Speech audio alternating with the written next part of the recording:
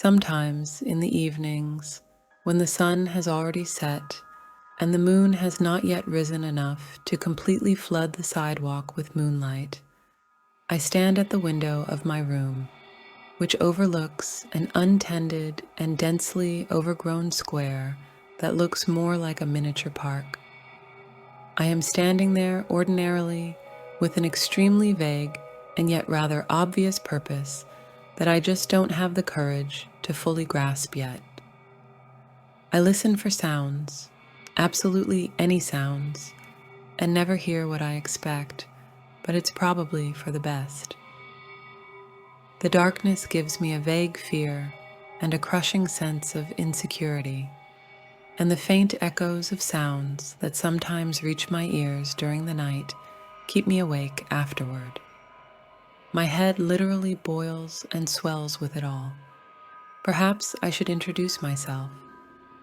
My name does not have any significance in this story, but it makes sense to tell about the position I held at the time, for it was largely due to it that what happened happened. From a very young age, having a great interest in different kinds of anthropology, cryptography, and numerology, I absorbed a lot of knowledge in these spheres that helped me get a good job in the future.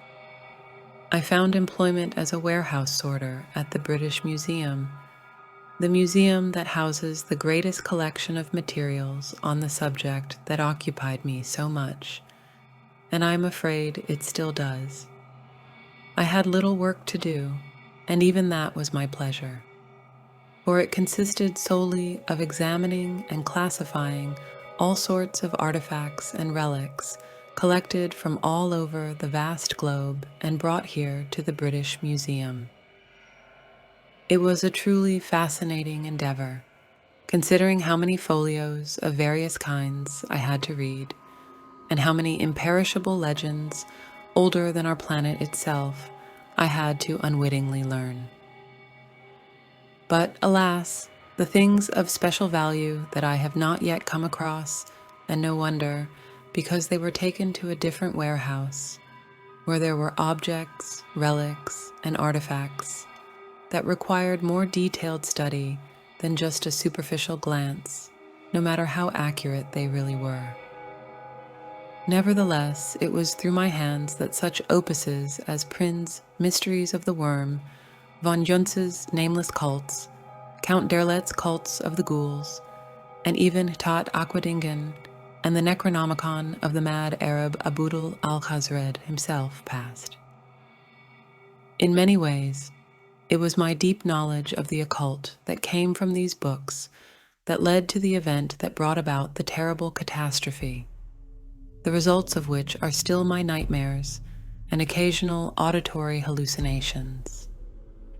Or are they more than just hallucinations? In any case, the event was my transfer from the main warehouse to the special warehouse, the so-called Department for the Study of the Most Exceptional Objects. This was the very warehouse where the most precedent or significant relics of antiquity were brought, which in the future were to become exhibits of the world's greatest collection of outlandish artifacts, the collection of the British Museum itself. Things at this warehouse were quite simple. It worked only at night, so the employees of the main warehouse and other buildings adjacent to the museum inadvertently did not notice something that they should not see. And there was a lot of that in this warehouse. Huge shelves filled with artifacts, scarecrows, ancient writings, and priceless folios of the most disturbing nature.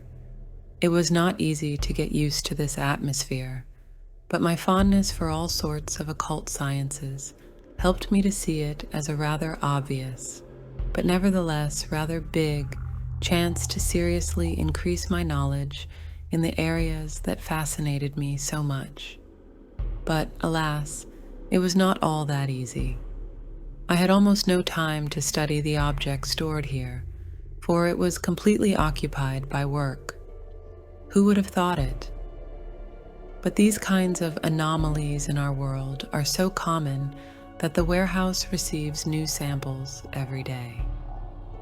And although sorting was a simple matter, sometimes the dimensions or certain properties of the objects interfered with the quick realization of my work duties. Many of them literally attracted my eyes, and it was an impossible task to tear myself away from studying them.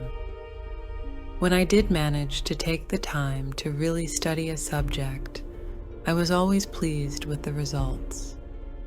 I was able to read the Nicotic manuscripts and the Book of Dagon, which are very hard to find anywhere else.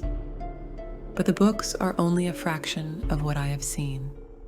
It is perhaps true that the British Museum's collection is the most varied and comprehensive in terms of mystical specimens.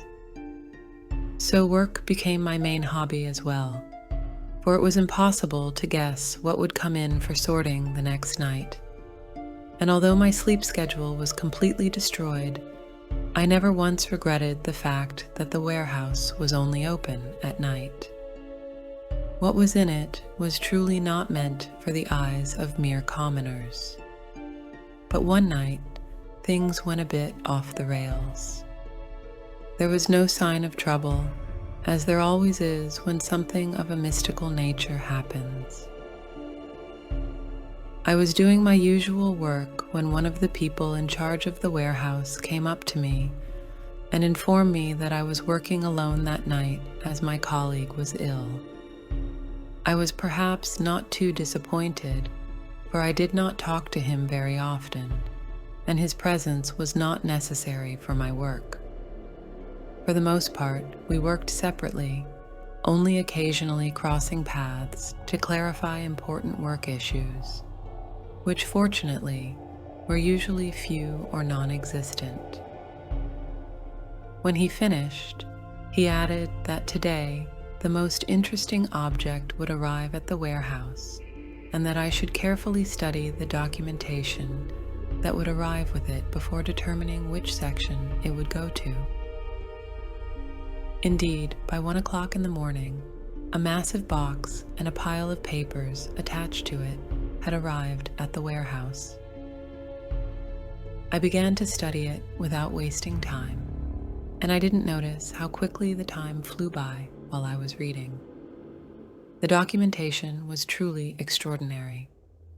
You don't often see such things even in the British Museum. Enclosed is a paraphrase of what was scribbled on it. Object 346 was found in the Pyrenees on a tip-off from an expert in the occult. The expedition quickly found the shelter where the object was located, which was a seemingly ordinary cave of natural origin on a mountain plateau. More recently, as it was later found by speleologists sent to the site, it had been inaccessible, but a collapse had freed the entrance to it. Upon entering the cave, a group of researchers immediately caught an extremely unpleasant odor. It literally soaked the entire cave. Also, the cave was extremely dark, and the so-called ceiling was so low that sometimes you had to bend over. Nevertheless, after a few meters, on the walls of the cave began to appear strange-looking hieroglyphs, sketches attached. Now they have been sent for deciphering, but there are no visible results yet. Later, after 20 minutes of walking, the members of the expedition came to a spacious hall, obviously of natural origin, but clearly exploited by someone or even something as a place of worship. The walls were modeled with scratched hieroglyphics, as obscure in purpose as the cave hall itself. In the middle of it was a throne or pedestal, upon which this sat. It is impossible to determine with certainty the material of which it was made. Chemistry does not now know half of the substances that make up only the outer part of the shell of the statue. The inscription on the pedestal reads, Chagnard Fagn, The hieroglyphs by which these words are inscribed are easily translated, for their translation was given in the Necronomicon. The nature of the statue could not be determined, but we hope that in the near future it will cease to be a mystery. Attached below is a photo of the facility. The photo was indeed attached. It showed the very hall described in the report. It was hard not to recognize it. The hieroglyphs, the pedestal, the statue itself, everything was there, absolutely everything that was described in the manuscript itself. As for the statue itself, it was quite complicated. This horror is impossible to describe in human words, for those abysses of the universe that gave birth to it definitely have absolutely nothing to do with man. A great chaos, an alien horror, an unsuccessful parody of something earthly. It was as if the creature it depicted was trying to mimic something that could probably take place on our planet, but it was clearly failing. It was immediately apparent, and that's what caused the animal horror. Even I, who have a fascination with the occult and a tremendous amount of experience with things that to the average person would seem to be both nonsense and true horror, could not hold back the rush of maddening terror that showered me first with heat and later with cold and let out such an unrestrained shriek of endless terror that if I had not been alone in the warehouse, I would definitely have aroused the suspicions of even the contingent here. As I looked at the photograph, 4 images popped into my mind simultaneously: a man, an elephant, an octopus, and a dragon. I had experienced something similar when I first encountered the idol of the great Cthulhu, which also resembled 3 of the 4 aforementioned creatures. But that was different. Cthulhu's idol was not executed so masterfully, so realistically, and at the same time alien. And it was these 2 features that planted in my soul a vague uneasiness and boundless terror. But later on, I had another shock. When I got up to pour myself a cup of invigorating coffee to calm my nerves, I discovered that the warehouse doors were locked and I had no keys. This marked the beginning of a new task: to find other keys. There was not the slightest doubt that the warehouse management had thought of the possibility of such cases, which meant that there must be spare keys somewhere. Pouring coffee, I began to look for information about Changyar Fagn. That's probably the name of this monstrous god in the warehouse library. And soon I was in luck. In one of the treatises, whose author was unknown, I was able to find a mention of him. Changyara Fagn, the great elephant god, arrived on Earth at a time when many other great old ones had already been imprisoned forever in their dungeons. Having no appearance as such at the time, the elephant god borrowed his features from the elephants and sea dwellers of Asia, where he later settled. Changyar Fagn sits on his throne, cared for by his own servants, in complete tranquility, but woe to anyone who disturbs his age-old tranquility. Changyar Fagn is terrible in anger, for his trunk can not only drink cave water, but also suck out life. Beware of his call. But after that, my luck ran out, and after spending about 2 hours poring over the folios, I couldn't find anything else. Even in the Necronomicon, he was mentioned only briefly, so it was impossible to get any information from his mention, which is clearly not the case with the attached piece of an unnamed treatise. To say that the passage excited me would be to say nothing, for I did not fully understand such phrases as "suck the life out of him" and "beware of his call." Even with the naked eye, it was noticeable that the author of the manuscript clearly had an affinity for imitating the great mad Arab Abdul al-Khazred, who, in his time, had written the Necronomicon, a godly but extremely important work in occultism. The Arab also liked to speak in riddles. Largely due to this, the Necronomicon is so difficult to perceive from the first reading. It wasn't so much the passage that alarmed me, though, as some other factor that was much stranger and unclear, and therefore even more disturbing. It was the sound. Not simple and ordinary sounds, but the strangest of all possible sounds. The sound resembled a rare and rumbling grave roar that could not have been produced by a human being. I chalked it up to what I'd heard. After all, my nerves were already frayed, and I decided to stop studying the object before the auditory hallucination turned into something more, after which I would no longer be physically able to continue working. So I focused on my other task, which was equally important, namely finding the keys.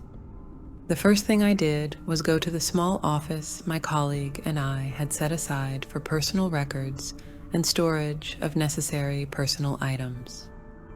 It was a small room containing a desk with many shelves, a closet, a chair, and a small kerosene lamp, clearly old-fashioned. To begin with, I rummaged through the closet, but finding nothing there, I began to look for keys on the shelves of the desk. As soon as I had finished, the cursed sound came again. This time I decided to check where it was coming from, what its source was, and what was capable of producing such a horrible and alien roar. I headed toward the center of the warehouse, where the crate stood, and inadvertently noticed that the sound was getting stronger. But when I was no more than 3 meters away from the crate, the sound stopped abruptly, and there was dead silence. Silence that was even more frightening than the sound. Not wanting to stand next to such a strange and terrifying object, I went on in search of the keys, which I had already considered as the key to salvation.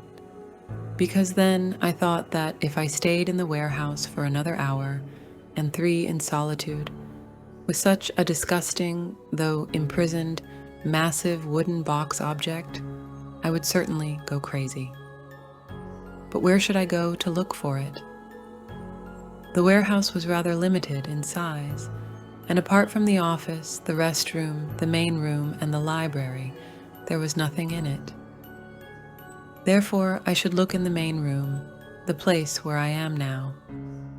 It would seem that nothing could be simpler, but the abundance of shelves and cabinets so disoriented me that for about 10 minutes I did not dare to start searching. But when I heard the god-awful hum again, and determined that its probable source was nothing but the drawer behind me, I was so horrified that I could not delay any longer and began to search at random wherever it was possible. I fumbled about for about an hour, and then determined that I could not find the keys here. Alas, it was so. I found absolutely everything in the process. I was once again convinced of the enormous volume and undeniable uniqueness of the museum's collection, but it gave me absolutely nothing and took a considerable amount of time. Realizing that I was probably doomed, I decided to calm my nerves by brewing some more coffee and sitting down to read again. This time I was looking for information about the great elephant god, not to find it, but to make sure there was no more, and I really wasn't finding anything. It was both comforting and frightening at the same time. Ignorance is frightening, but how much worse is it than knowing what is more frightening? I doubt it. A quote from an unnamed treatise I had read some time ago kept running through my mind. What is the call? What does it sound like? On the one hand, I wanted to know the answer to this question, but on the other hand, my mind realized that nothing good would await the person who would find out about it in the future. That person was doomed. It was obvious from the treatise, and that's when it hit me. I literally fell into a severe stupor, almost lost consciousness, and fell into oblivion because my brain compared the facts and got a far from comforting result. What if this bone-chilling rumble was a call? What should I do in such a case if I myself am not under its influence? It was better to just forget about it and not think about it anymore. It was then that I realized for the first time that I was not treating the statue as a piece of unidentified material, but as a living being. A creature so alien to human nature that the mere thought of it could deprive a man of his reason forever. But I was in no danger of that. Experience had played its part. But still, I was in the same room with his statue, or perhaps with him. What if he knows I'm here? What if he thinks I've disturbed his peace? What if... My thoughts were interrupted by an event that made my heart stop beating for a second and my breathing stop for a while. The phenomenon was sound again, but it was hard to write it off as a hallucination after all my thoughts. I heard a knocking sound, a knock on wood. A knock that couldn't be described as forceful, more like both neat and lazy at the same time. It was as if a few fingers were barely audibly touching the wood with the intent of making a sound, but not too loud. It was a light tapping, but of such an awful and sepulchral quality that I literally cringed when I heard it. It was like a man banging on the lid of his wooden dungeon, buried alive. That's how the unknown knocks on the door. Absolutely not assertive, quiet, barely noticeable. But even that was enough to throw me off balance. I forgot about everything but my one goal, finding the keys. But what if I never found them or didn't have time to find them? It really was best not to think about that, but I couldn't. I frantically searched all over the place, even places where I had previously tried to find the item I so desperately needed now. I even climbed into the vent, which was a stupid and useless idea. But did I think about that? An hour passed, but no fruit of my hard work was to be seen. I had given up all hope of ever finding the keys. I had only to wait, and so I set about it. The hour had never lasted so long, but when it had passed, it seemed to me that infinity and a myriad of years had passed me by. There were still occasional light taps, but no more rumbles. But at one point, I listened and realized that the source of the knocking was none other than the drawer. That evening, I was never tired of being horrified at my situation, and at that moment, it became quite hopeless. The coffee soon made itself felt, and I had a strong urge to visit the restroom, which I did. And on the way out, I noticed something. It is worth mentioning that the entrance to the warehouse is located next to the restroom in such a way that on the way out, the entrance, aka exit, is on your right, and next to it hangs a small box. Until now, I had not paid any attention to it at all, for it hung as inconspicuously as possible, roughly speaking, blending in with the wall.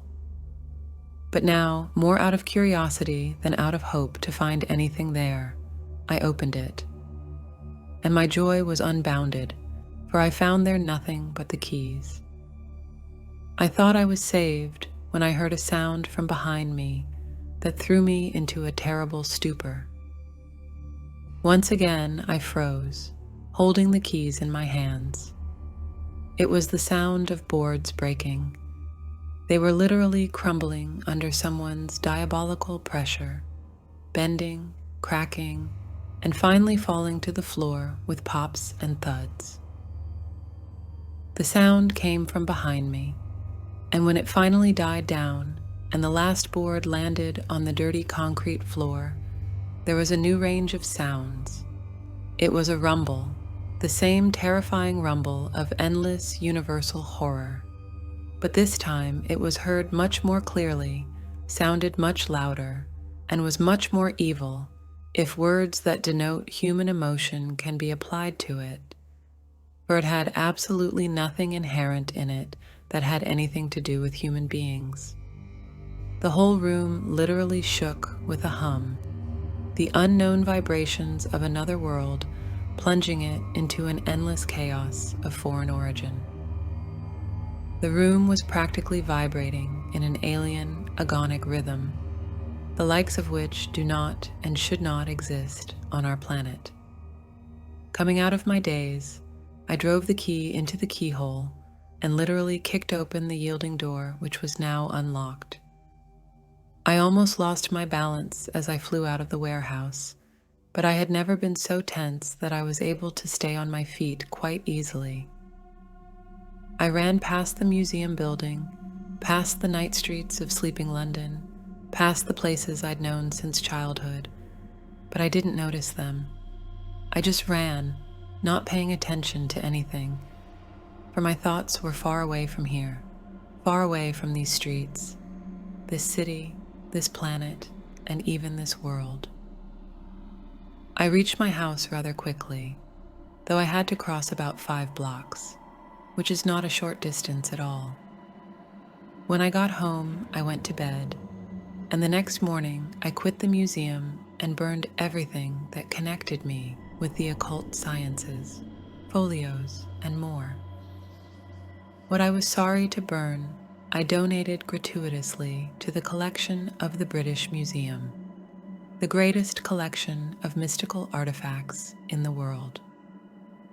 When I signed the agreement that I would not tell anyone about the events of that night and my work in the warehouse in general, I heard from one of the owners of the warehouse, who came to check on the warehouse a few hours after my escape and found it open, that he saw a strange picture.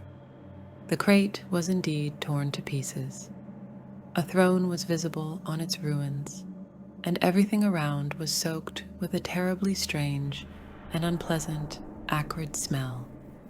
But apart from the throne, there was nothing on the former place where the object had stood.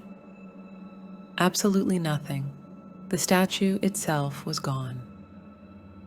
And that's why sometimes in the evenings, when the sun has already set and the moon has not yet risen enough to completely flood the sidewalk with moonlight, I stand at the window of my room, which overlooks an untended and densely overgrown square that looks more like a miniature park. I am standing there ordinarily with an extremely vague and yet rather obvious purpose that I just don't have the courage to fully grasp yet. I listen for sounds, absolutely any sounds, and never hear what I expect, but it's probably for the best. The darkness gives me a vague fear and a crushing sense of insecurity, and the faint echoes of sounds that sometimes reach my ears during the night keep me awake afterward. My head literally boils and swells with it all, but not because of the disappearance of the monstrous foreign sculpture.